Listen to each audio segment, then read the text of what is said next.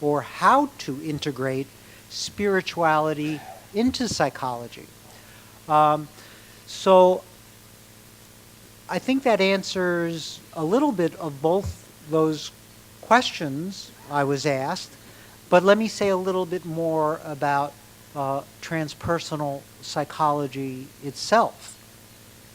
I think transpersonal psychology is really all about taking the many thousands of years of human wisdom from all the world's cultures and finding what we can recycle or make use of in the 21st century.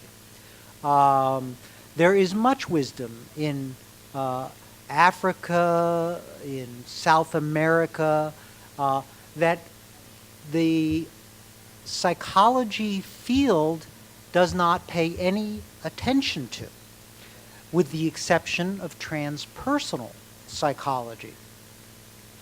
And it is starting to have a big influence now on psychology. And I'll give one example, which is meditation. When in the West, when meditation started to be introduced, the field of psychology viewed meditation as a state of, I don't know if this will translate well, but artificially induced catatonia. Because if you look at somebody who is meditating, they can look catatonic. They are not responding to the outside world. So if you just look at the person, you can think it is a type of schizophrenia. But we now know that there is much that is happening in the mind, and we also know now that there are many, many benefits to this practice. And so the very first article that said there are psychological benefits to meditation was published in the Journal of Transpersonal Psychology by Ram Dass in 1971. Now, what is that, 38 years later, meditation is an accepted practice in hospitals throughout the United States, and it is called often things like mindfulness-based stress reduction, but it is what can also be called meditation. And even my graduate school, the Institute of Transpersonal Psychology, we teach meditation to the students as a psychological technique. And it is really because of transpersonal psychology that the door to the wisdom of this practice from Asia was opened. And now the healthcare field in the United States and the rest of the world is opening to the health benefits of yoga and Tai Chi and Qigong. And I think that's just the beginning, because there are many beliefs and practices in many other cultures that should be shared and can benefit people everywhere. The field of transpersonal psychology has actually been expanding.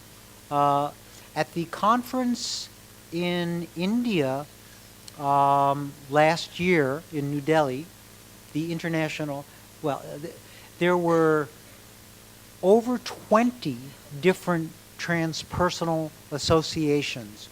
I believe EUROTAS has, is it 17 or 18 different transpersonal associations? And of course, then there are transpersonal associations in Mexico and Brazil and Korea and Japan and so on. So I think this is one of the ways that we can help overcome conditions like evil, is by starting to share what each culture can contribute to health and well-being.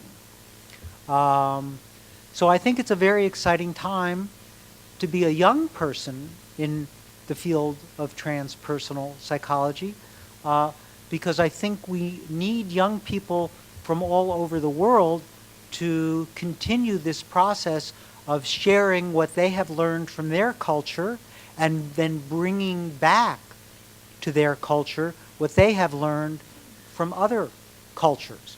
And transpersonal psychology is an academic, scientific way of sharing this kind of knowledge. So I think that's what I can finish with saying that, and use the rest of my time for comments and questions and some discussion. Thank you.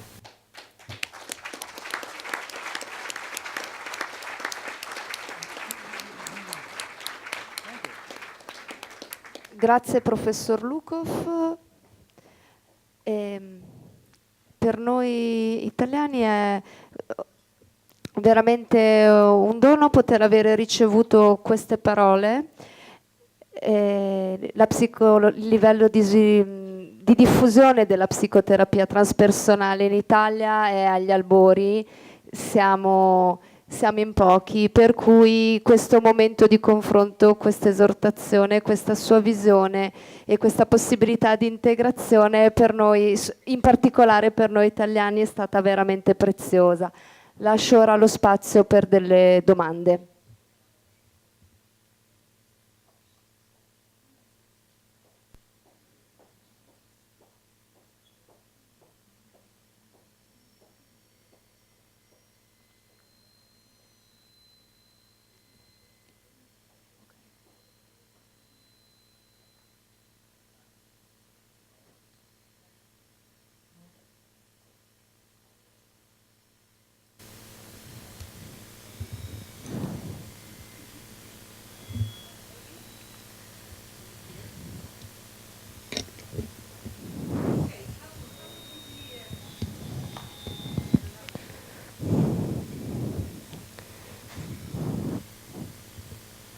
You be the Senex for the poor? I mean, how would you assist the young people to come to their own wisdom?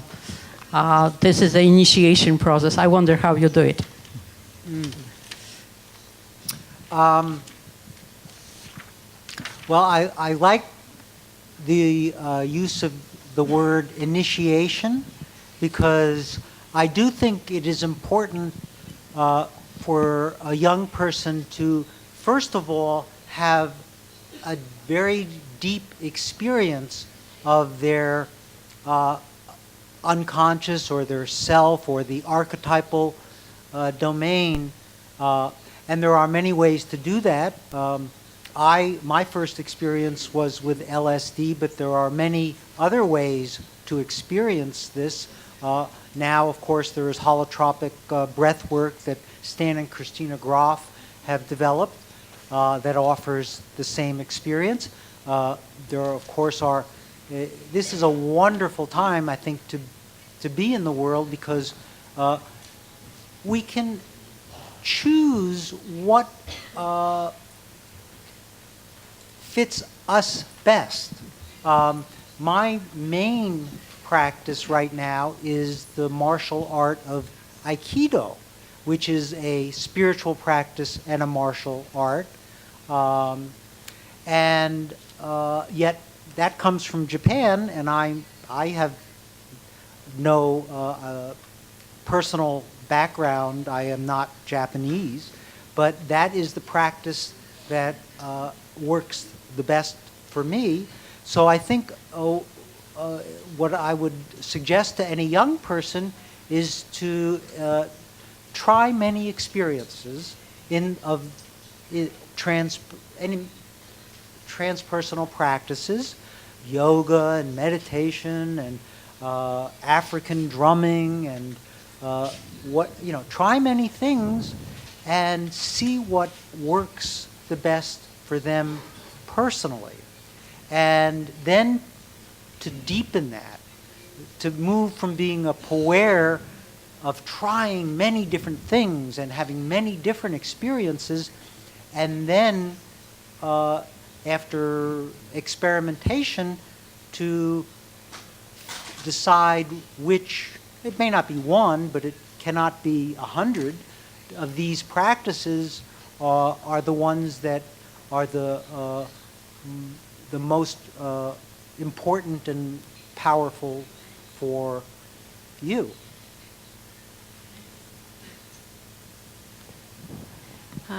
Thank you, David, for your story. It moved me very much. And I began to think that maybe it's a matter of time if you would come to Berkeley in another time, you would be acknowledged as a Buddha and Jesus Christ at the same time. And it make me think that are you sure that you, in a biggest true, you are David Lukoff, or maybe in a absolute true, you are still Jesus Christ and Buddha? Well, of course I am, and you are too.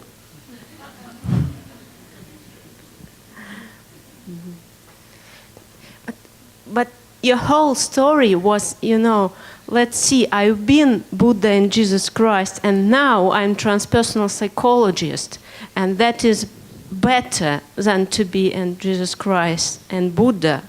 What I've heard from your story. But I'm just talking, maybe, let's see, upside down.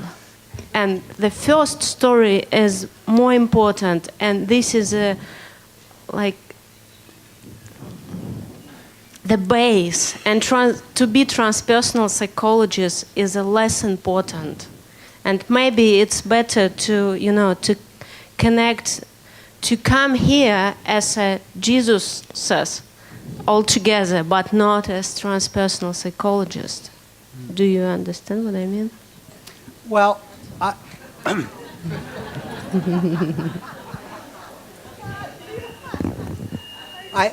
I agree in this with what you are saying, but the problem with being Buddha or Jesus Christ is, first of all, they are dead. And the second is that I also like the idea that nobody is special or everybody is special. And we do need leaders. We do need our spiritual leaders.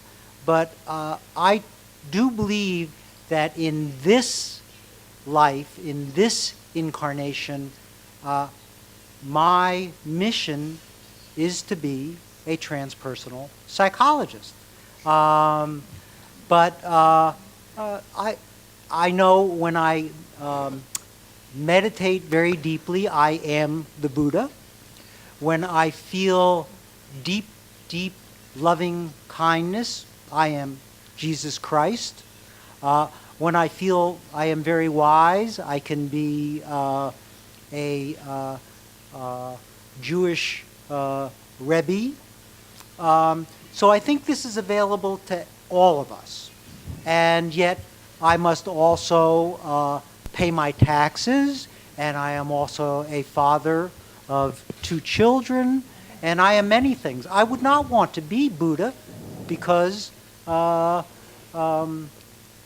he already did his work in the world, and I have my work to do.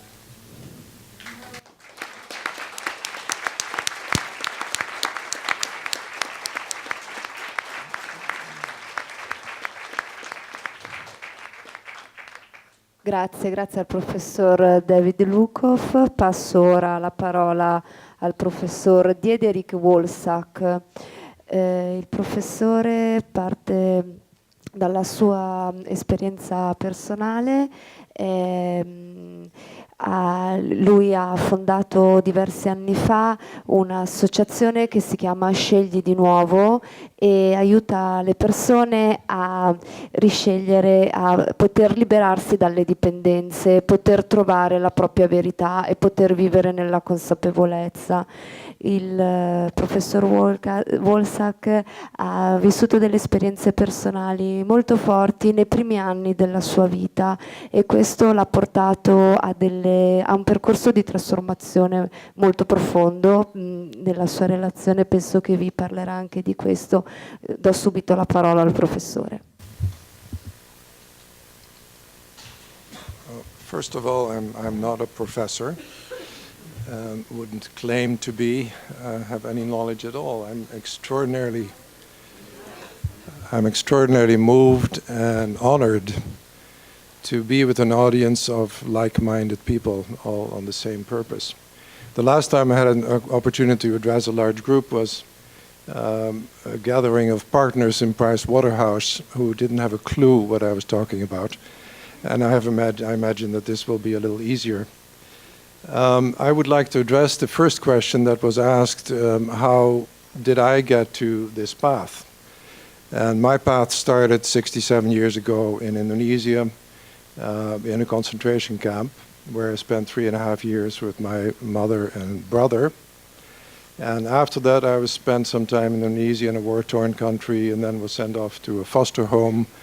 And after the foster home, I finally reunited with my family.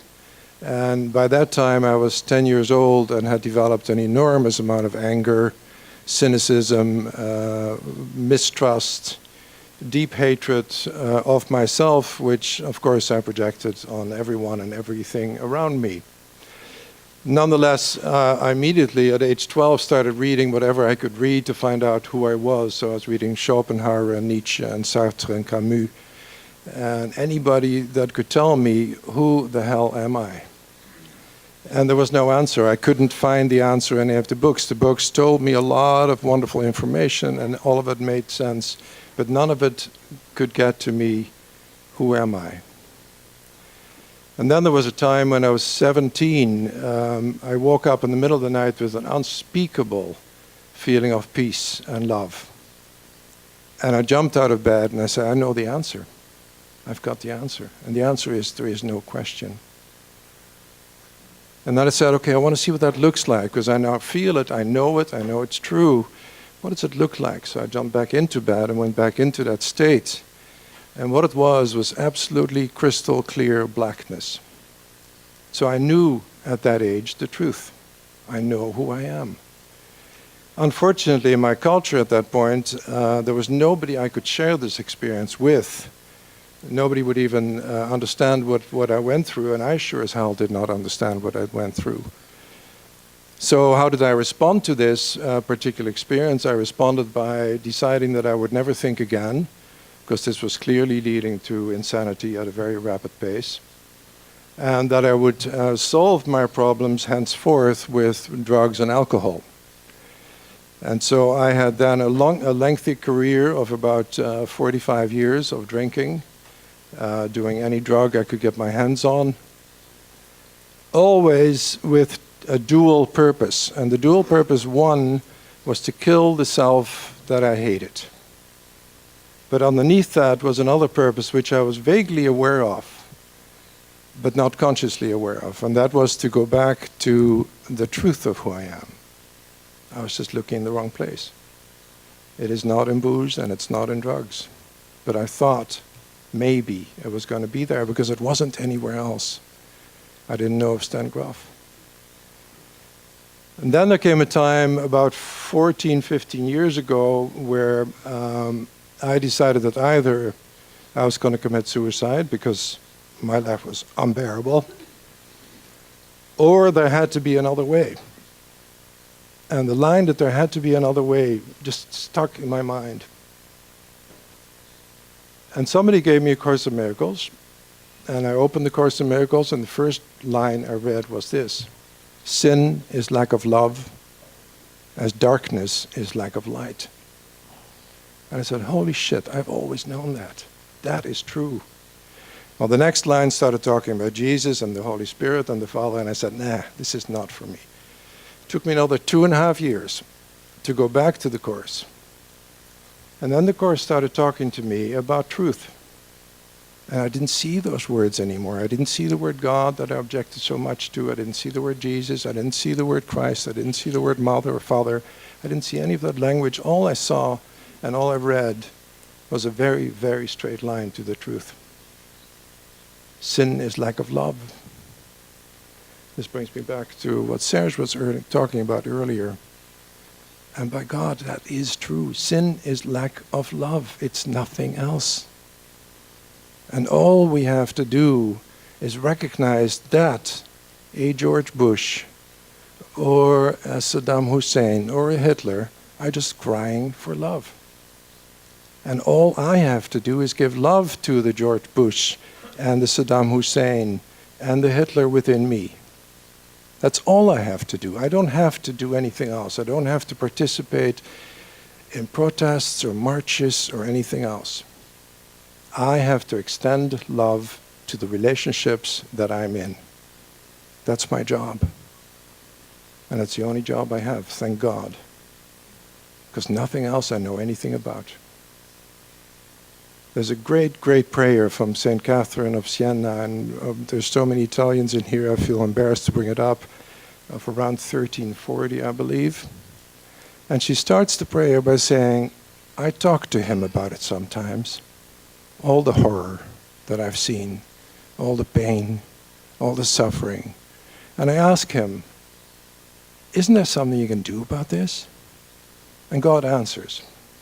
And God says, yeah, you have no idea how it pains me to see all this happening, but you have no idea how much more it would pain me to interfere.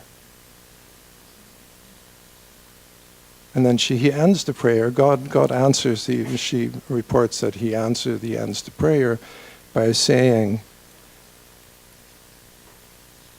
at the end, the infinite and absolute innocence of all within my creation will become clear. It would take a little while to understand that. And that was 700 years ago, or 800 years ago almost. And God, it takes a little while to understand. But I think if we can make a commitment, if I can continue making my commitment to refuse to acknowledge evil as something outside of me, and to take it back, and take it back, and take it back, and say, is that who I am? Is that truly who George Bush is? And I know that George Bush has been a challenge for several people here, and I used to watch TV in the old days when I still had TV, and I couldn't even watch him till I healed that part within me that was George Bush. That lying, hypocritical, insecure, nabbish person who just hated himself and who came to this huge, powerful position, still hating himself. And he had no choice but to do what he did. All he was doing is projecting his self-hatred. And that's all I was doing. And I still do it. And my job is to create an environment around myself where people call me on it. Where people say, that's not who you are. What you're believing right now is not true. What you're believing right now is not true. And whenever somebody says that to me, I sigh a deep sigh of relief and say, thank God that is true. What I'm believing right now is not true. The truth of me is not open to belief. What's open to belief is all the crap I made up. And I made up a lot of crap. And I'm shoveling every day. And the work we do at the center, I want to share with Stan Groff what an incredible role your work has played. It was about 15, 14 years ago when whenever the subject of the concentration camps came up, I couldn't talk about it. And I couldn't figure out why. I was 3.5 when I came out, big deal. Everything is fine. I've forgiven the Japanese. I've forgiven everybody else. I'm a very noble person. I love everybody. But I could never talk about it. And then somebody suggests, why don't you do a holotropic breathing? I said, okay, I've never done it before, and I'll I'll do anything with the drugs, breathing, whatever. I'll try this one too. So I started the breathing, and I was assisted by 2 people. And for the first 10 minutes or so, I said, this is a total waste of time. Why don't you just give me some acid, which I'm used to taking, and we'll get much further, much quicker. But the people said, just keep breathing, just keep breathing. So I kept breathing. And then somebody, one of the 2 assistants, said something, whispered it in my ear, and he said, you're just a dirty little boy. And I just exploded in this huge agony of self-hatred and rage. And what I realized at that moment was that all the suffering and all the pain and all the torture and death and disease that I'd seen for 3.5 years as a tiny thing to this tall was my fault. I'd caused it all. Not only that, I had caused all the camps in the world. Not only that, but I was responsible for the entire Second World War. And that was where my guilt lay. That's what I've been walking around with. And if some psychologist or psychiatrist told me, I know what your problem is, you think you're responsible for the camps, I would have said, you're nuts. That's insane. But this process brought that out. And if it wasn't for that process, I'd still be walking around with it. Because there's no way that cognitively you can get there. You can't talk about this. I had to experience it. I had to experience the immense pain that came from that level of guilt. And it's gone. And now when my voice breaks when I talk about it, it's because I love it. I love this work. I love the war. I love the camps we were in. I love the Japanese. I love Hitler. I love every part of me. The part that's true, I don't have to worry about, because that always continues. It just waits for me to smile once in a while and say, yeah, I know what's true. And the other parts I have to bring up. And I have to bring it up with compassion. I have to bring it up with understanding and love, and with certainty that it is not who I am. And it's not who George Bush is. And it's not who any of the other people that we call evil. That's not who they are. They're innocent children of God. And so are we. And so am I. And thank God that is the truth. Thank you.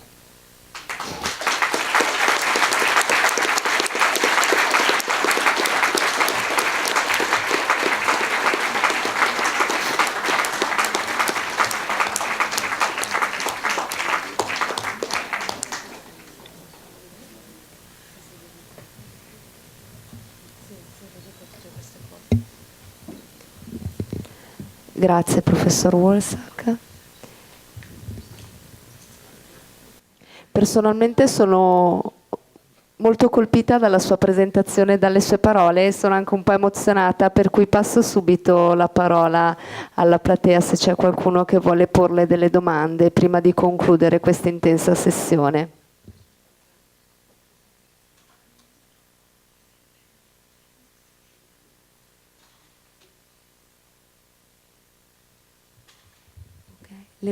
Le pongo allora... ok, perfetto.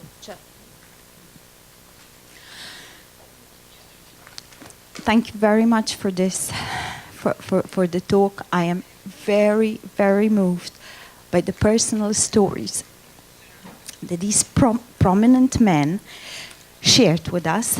Thank you. But the question that I have is kind of on a very practical level, and it relates to the beginning of your talk when you said that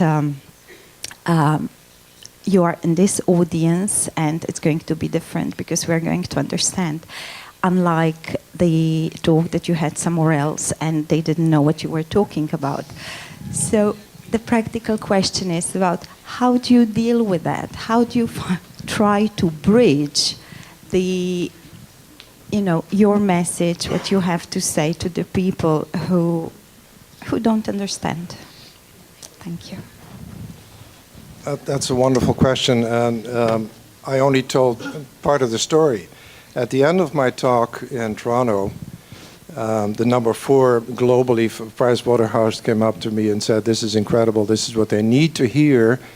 And if you get a 10% approval rating, it will have been a huge success. I spoke exactly the same way I did today. I got a 94% approval rating. The fact is that this is what is true.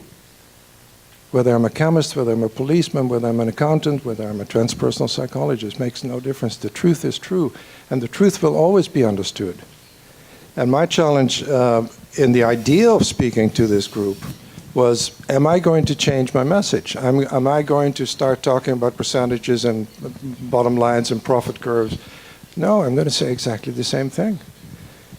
And the amazing thing was that it was totally received, as it will always be received. So I would encourage everybody to just speak from your heart. It doesn't matter who you're talking to. And we do that at our center, where we work with people with depression and anxiety, all kinds of chemical addictions. Lately, more the legal chemical addictions, which, as people from North America know, is absolutely an epidemic. The work is the same. It all goes back to who are you? And who you truly are has never changed. Who you truly are is not affected by what you've done, what you've said.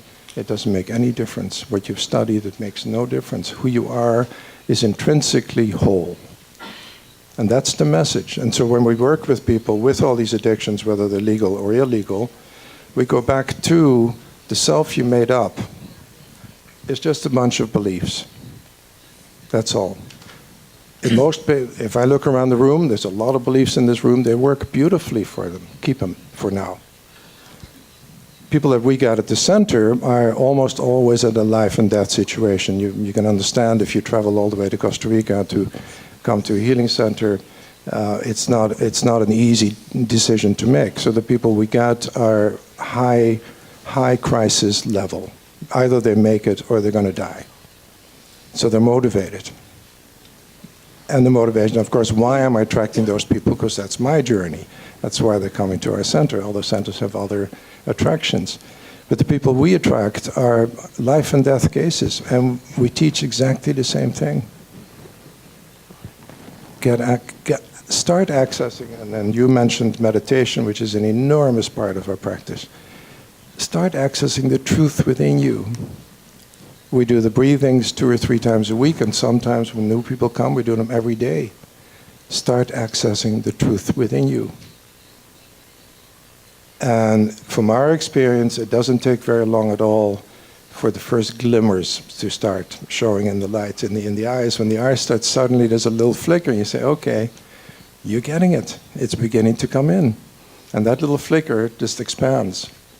And before you know it, before a week or 2 has passed, people sitting there with a huge smile on their face because they're finally connecting to the truth. And these are people that were suicidal, hopelessly depressed. I mean, we got people that are on 10, 15 different medications. And their psychiatrist had told them, if you ever go off any of this, you'll die. And we say, bullshit. Let's look at it. You have a great line. The only experience I had of you was on YouTube, where you said this great thing that the difference between a mystic and a psychiatrist. A mystic does not talk to his psychiatrist. A mystic and a psychotic, schizophrenia, yeah. So the difference between a mystic and a schizophrenic is a mystic does not talk to his psychiatrist. So talk about the stuff. Talk about the evil within. Bring it up. There's so much evil within me. And if I can bring it up and if I can share it with all of you here, you'll all start to smile. Stephen Levine had a great little thing. He said, if we all put on a hat, and the minute we put on that hat, we can all see each other's thoughts, what would be the outcome? Love. Because we all have the same torture chamber. We all have the pornographic movie going on. We all have the lust and the greed and the hatred and the love. And if we can just bring it out, put it on the table, say, this is what I'm thinking right now. And everybody here would say, oh, isn't that cute? He's being his 4-year-old again. He's back into his hatred. And it's gone. But you have to bring it up. And if you don't look at it, as Serge was saying, if you don't bring it up, it's going to run the show. It will run the show forever. So I have to look at my stuff, and the practical application of this work is so breathtakingly wonderful. And I think it was Judith this morning that said it is easy. And I always say it's unbelievably easy. How hard is it to change my mind? There's nobody else in there. How hard can it be? What do I want to be true? Do I want love to be the truth, or do I want fear to be the truth? Well, fear can never be the truth, so it's an easy choice. Does that answer your question a little bit?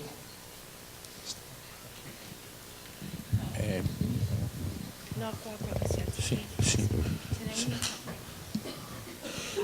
Posso dire, può dire due parole su le sue guide spirituali, ha avuto dei mentori? Can you say some words about your spiritual guides and mentors you have had in your walking around?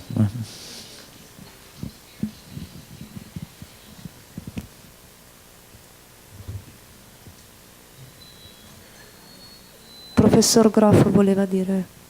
This was for me? Okay. Let me just first say what I wanted to say, which is I feel just deep appreciation for your openness, willingness to share such very personal stories. You know, most of what I learned initially about spiritual emergency was living with Christina, who was in and out of powerful experiences for 12 years, Kundalini awakening. And when we wrote The Storm in Serge, she said, this is the book I would have wanted. And we get a lot of positive feedback from people, but most of it is about Christina, the willingness to sort of put it out, not to, protect herself. Mm-hmm. And she didn't have an academic image to protect.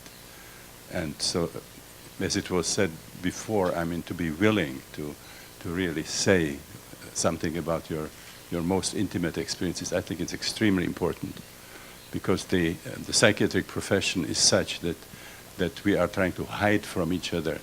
If we have any problems, we try to convince everybody that we have it all together, which we don't. And David before mentioned diabetes, where John Perry, who was a Jungian psychiatrist, was working with people in these spiritual emergencies without tranquilizers. And he wanted for his staff, people who have been through spiritual emergency, they considered this to be a special qualification, mm-hmm. rather than feeling disqualified the way you would be as a psychiatrist or psychologist or a nurse if you had some unusual experiences. Okay. Thank you. Okay. So the question was about my spiritual guides. I will actually tell my story, when my time comes. I would like to do the same. I don't have stories like this. I've been to many of those places, but I had the great advantage to always do it in psychedelic sessions or in meditation, where I knew that I would, to some extent, I was sort of defining my own context in which it happens. And when these things happen in the middle of everyday life, it's a whole other situation, much more of a challenge. So I had an atheistic background. I was brought up in a family where there was no religious indoctrination because of a major scandal that happened at the beginning of my parents' life when they fell in love and wanted to get married. It was in a small Czech town, and my father's family didn't have any church affiliation, and my mother's family was strictly Catholic. And they didn't want to marry them until my grandparents made a major donation to the church, and then it was possible, and they lived on Main Street, and they were able to stop traffic, and were right across the church, roll the carpets, and the guests could come, from the altar to the banquet, and my parents got so irritated that they didn't want to commit me or my brother to any religion. I say, you make your own choice when you come of age.